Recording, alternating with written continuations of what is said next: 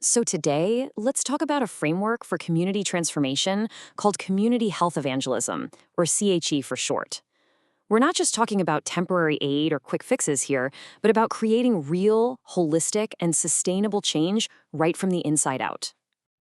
And that really brings us to a big question.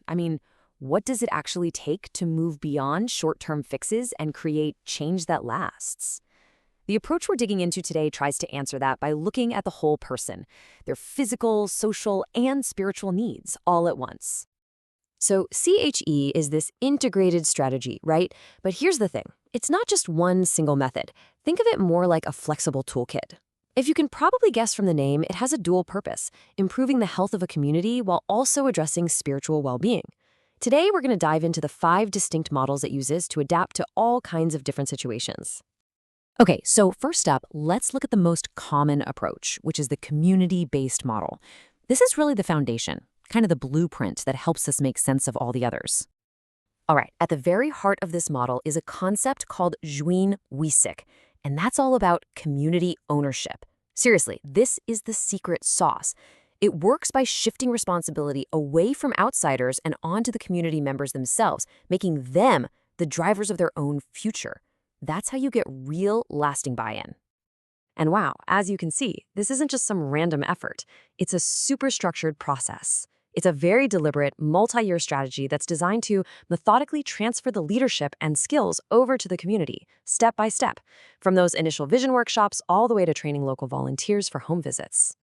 Okay, that's great for open communities. But what happens when a community isn't so open? For regions that are hostile or closed off to outsiders, CHE has to adapt, and that's where the family-based model comes in.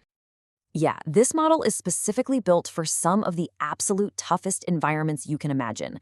Places where religious or political realities just make a big, public, community-wide program totally impossible.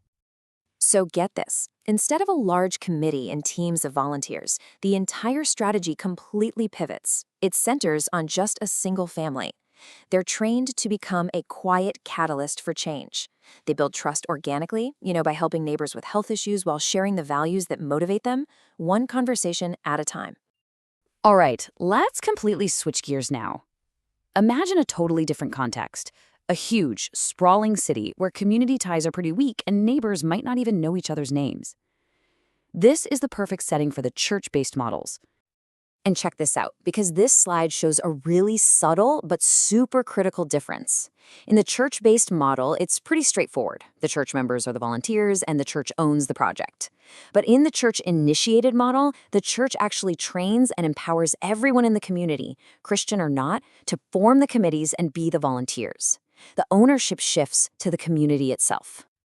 And this right here, this is the key for that church-initiated model to actually work. The church has to be willing to let go of control. It's a total mindset shift. The goal isn't to build up its own profile, but to genuinely empower its neighbors to take the lead. So, the models we've looked at so far are very grassroots. But the big question is, how do you scale that up? How do you take that impact to a much larger scale? Well, the next 2 models show exactly how CHE partners with bigger institutions to do just that. You can really think of this as a train-the-trainer model, but on a massive scale. Instead of working with just one church, the CHE team trains an entire regional council or a whole denomination.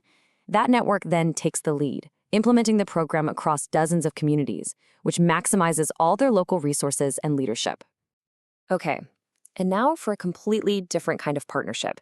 See, in countries that have a really strong, centralized health system, you can't just show up and start a parallel program. So the very first step, as the source points out, is making it official with a formal agreement. This is such a powerful integration strategy. Why? Well, instead of creating something brand new from scratch, CHE enriches what's already there.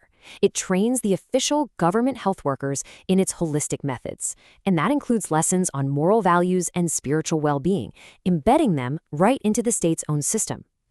Okay, so we've walked through all these different methods, from one family working quietly in a closed nation, all the way to a partnership with a national government. And you're probably wondering, what's the end game here? What's the one goal they all share? And the source material is really clear on this. Things like clean water or lower disease rates, They're super important, but they're not the final goal.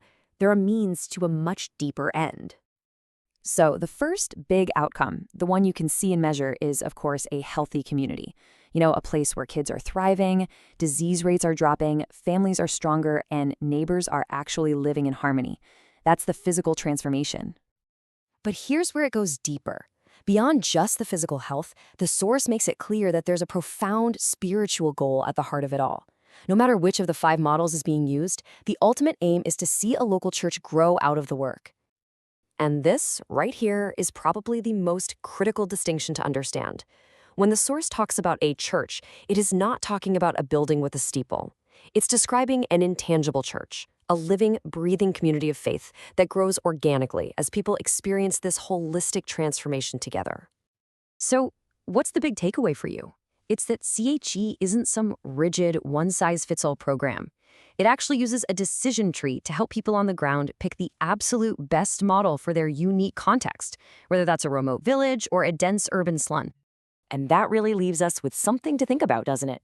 When you have a strategy that truly integrates physical needs with spiritual well-being, how does that change our whole definition of what help even means? How does it change what it looks like for a community to really flourish? Thanks for joining this explainer.